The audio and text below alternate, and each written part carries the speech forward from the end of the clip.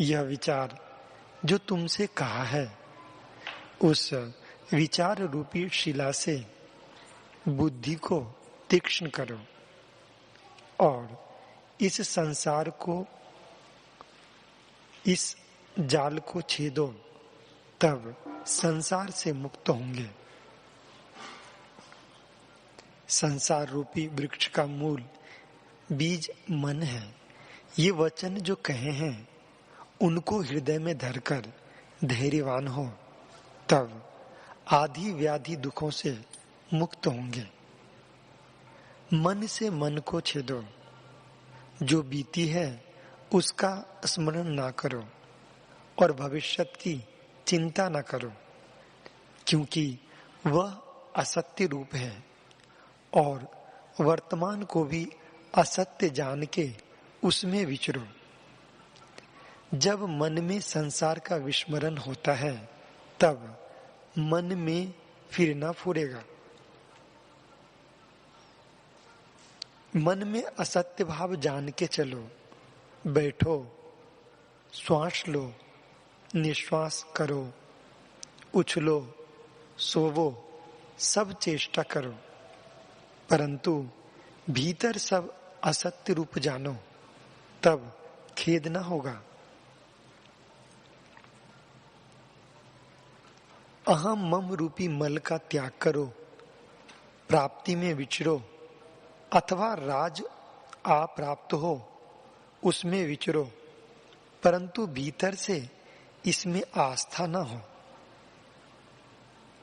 जैसे आकाश का सब पदार्थों में अन्वय है, परंतु किसी से स्पर्श नहीं करता, तैसे ही बाहर कार्य करो, परंतु मन से किसी में बंधायमान न हो। तुम चेतन रूप अजन्मा महेश्वर पुरुष हो, तुमसे भिन्न कुछ नहीं और सब में व्याप रहे हो। जिस पुरुष को सदा यही निश्चय रहता है, उसको संसार के पदार्थ चलायमान नहीं कर सकते, और जिनको संसार में आसक्त भावना है और स्वरूप भूले हैं, उनको संसार के पदार्थों से विकार उपजता है और हर्ष, शोक और भय खींचते हैं। उसमें वे बांधे हुए हैं। जो ज्ञानवान पुरुष राग द्वेष से रहित हैं, उनको लोहा, बट्टा यानी ढेला, पाषाण और सुवर्ण सब एक समान है। संसार वासना के ही त्यागने का नाम मुक्ति है।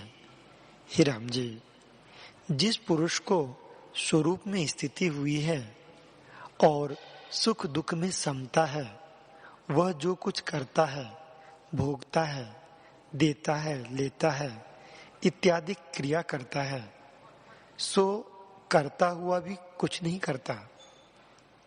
वह यथा प्राप्त कार्य में बरतता है और उसे अंतःकरण में इष्ट अनिष्ट की भावना नहीं फूरती और कार्य में राग द्वेषवान होकर नहीं डूबता। जिसको सदा यह निश्चय रहता है कि सर्व चिदाकाश रूप है और जो भोगों के मनन से रहित है, वह समता भाव को प्राप्त होता है। हे राम जी, मन जड़ रूप है और आत्मा चेतन रूप है। उसी चेतन की सत्ता से जीव पदार्थों को ग्रहण करता है। इसमें अपनी सत्ता कुछ नहीं। जैसे सिंह के मारे हुए पशु बिल्ली भी खाने जाती है, उसको अपना बल कुछ भी नहीं, तैसे ही चेतन के बल से मन दृश्य का आश्रय करता है। आप असत्य रूप हैं, चेतन की सत्ता पाकर जीता है, संसार के चिंतवन को समर्थ होता है और प्रमाद से चिंता से तापायमान होता है। यह वार्ता प्रसिद्ध है कि मन जड़ है और चेतन रूपी दीपक से प्रकाशित होता है। चेतन सत्ता से रहित सब समान है और आत्म सत्ता से रहित उठ भी नहीं सकता।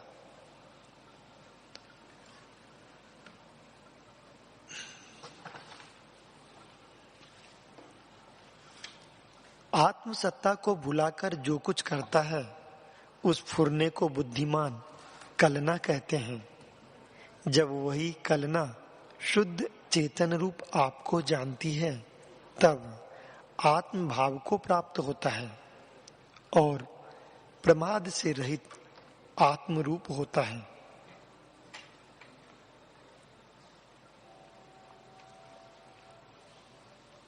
चित्तकला जब चैत्य दृश्य से अस्फुर होता है उसका नाम सनातन ब्रह्म होता है और जब चैत्य के साथ मिलती है तब उसका नाम कलना होता है।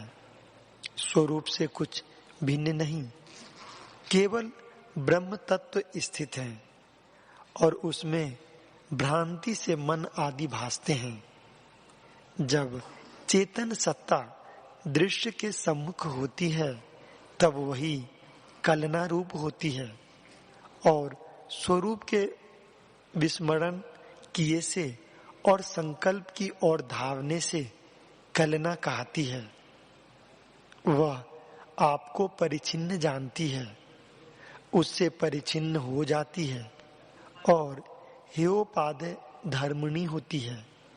हे राम जी, चित्त सत्ता अपने ही फूरने से जड़ता को प्राप्त हुई है और जब तक विचार करके न जगावे तब तक स्वरूप में नहीं जागती। इसी कारण सत्य शास्त्रों के विचार और वैराग्य से इंद्रियों का निग्रह करके अपनी कलना को आप जगावो। सब जीवों की कलना विज्ञान और सम करके जगाने से ब्रह्म तत्व की प्राप्ति होती है और इससे भिन्न मार्ग से भ्रमता रहता है। मोह रूपी मदिरा से जो पुरुष उन्मत्त होता है वह विषय रूपी गड्ढे में गिरता है। सोई हुई कलना आत्मबोध से नहीं जगाते, अप्रबोध ही रहते हैं। सो चित्त कलना जड़ रहती हैं, जो भासती हैं तो भी असत्य रूप हैं। ऐसा पदार्थ जगत में कोई नहीं जो संकल्प से कल्पित ना हो। इससे तुम अजड़ धर्मा हो जाओ। कलना जड़ उपलब्ध रूपणी है और परमार्थ सत्ता से विकासमान होता है। जैसे सूर्य से कमल विकासवान होता है, जैसे पाषाण की मूर्ति से कहिए कि तू नृत्य कर तो वह नहीं करती क्योंकि जड़ रूप है, तैसे ही देह में जो कलना है वह चैतन्य कार्य नहीं कर सकती। जैसे मूर्ति का लिखा हुआ राजा गुर गुर शब्द करके युद्ध नहीं कर सकता और मूर्ति का चंद्रमा औषध पुष्ट नहीं कर सकता, तैसे ही कलना जड़ कार्य नहीं कर सकती। जैसे निर्वयव अंगना से आलिंगन नहीं होता, संकल्प के रचे आकाश के वन की छाया के नीचे कोई और नहीं बैठता और मृग तृष्णा के जल से कोई तृप्त नहीं होता, तैसे ही जड़ रूप मन क्रिया नहीं कर सकता।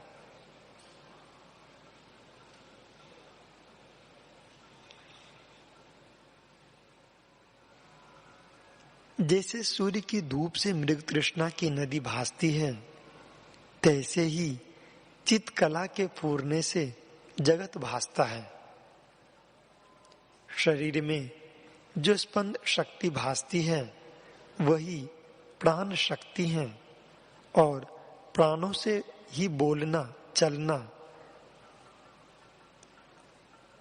बैठना है। ज्ञान रूप संबित जो आत्म तत्व है उससे कुछ भिन्न नहीं। जब संकल्प कला फूटती है तब अहम, त्वम इत्यादि कलना से वही रूप हो जाता है। और जब आत्मा और प्राण का फूरना इकट्ठा होता है अर्थात प्राणों से चेतन संबित मिलता है तब उसका नाम जीव होता है। और बुद्धि, चित्त, मन सब उसी के नाम है। सब संज्ञा अज्ञान से कल्पित होती हैं। अज्ञानी को जैसे भासती हैं तैसे ही उसको है। परमार्थ से कुछ हुआ नहीं, न मन है, न बुद्धि है, न शरीर है, केवल आत्मा मात्र अपने आप में स्थित है, द्वैत नहीं। सब जगत आत्म रूप है और काल क्रिया भी सब अल्प रूप है। आकाश से भी निर्मल, अस्ति नास्ति सब वही रूप है और द्वितीय फूरने से रहित हैं। इस कारण है और नहीं ऐसा स्थित है और सब रूप से सत्य है।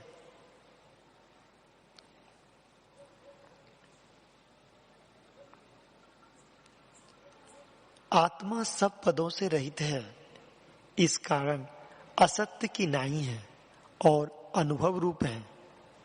इससे सत्य है और सब कलनाओं से रहित केवल अनुभव रूप है।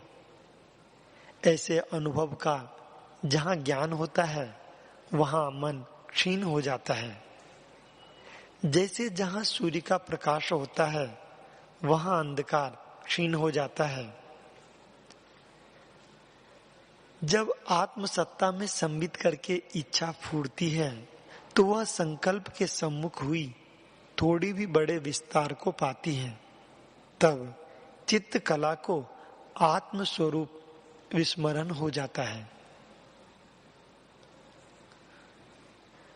जन्मों की चेष्टा से जगत स्मरण हो आता है और परम पुरुष को संकल्प से तन्मय हो करके चित्त नाम कहता है। जब चित्त कला संकल्प से रहित होती हैं तब मोक्ष रूप होती हैं। चित्त कला का फूरने का नाम चित्त और मन कहते हैं और दूसरी वस्तु कोई नहीं। एकता मात्र ही चित्त का रूप है और संपूर्ण संसार का बीज मन है। संकल्प के सम्मुख हो करके चेतन संबित का नाम मन होता है और निर्विकल्प जो चित्त सत्ता है वह संकल्प करके मलिन होती है, तब उसको कलना कहते हैं। वही मन जब घटादिक की नाई परिचिन्न भेद को प्राप्त होता है तब क्रिया शक्ति से अर्थात प्राण और ज्ञान शक्ति से मिलता है। उस संयोग का नाम संकल्प विकल्प का कर्ता मन होता है। वही जगत का बीज है और उसके लीन करने के दो उपाय हैं, एक तत्व ज्ञान, दूसरा प्राणों का रोकना। जब प्राण शक्ति का निरोध होता है तब भी मन लीन हो जाता है और जब सत्य शास्त्रों के द्वारा ब्रह्म तत्व का ज्ञान होता है तो भी लीन हो जाता है। प्राण किसका नाम है और मन किसको कहते हैं?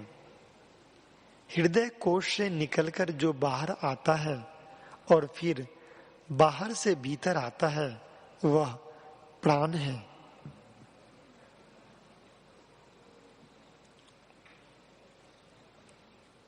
शरीर बैठा है और वासना से जो देश देशांतर भ्रमता है उसका नाम मन होता है, उसको वैराग्य और योगाभ्यास से वासना से रहित करना और प्राण वायु को स्थित करके, ये दोनों उपाय हैं। हे राम जी, जब तत्व ज्ञान होता है तब मन स्थित हो जाता है, क्योंकि प्राण और चित्त कला का आपस में वियोग होता है। और जब प्राण स्थित होता है तब भी मन स्थिर हो जाता है, क्योंकि प्राण स्थित हुए चेतन कला से नहीं मिलते, तब मन भी स्थित हो जाता है और नहीं रहता। मन चेतन कला और प्राण फूरने बिना नहीं रहता। मन को भी अपनी सत्ता शक्ति कुछ नहीं,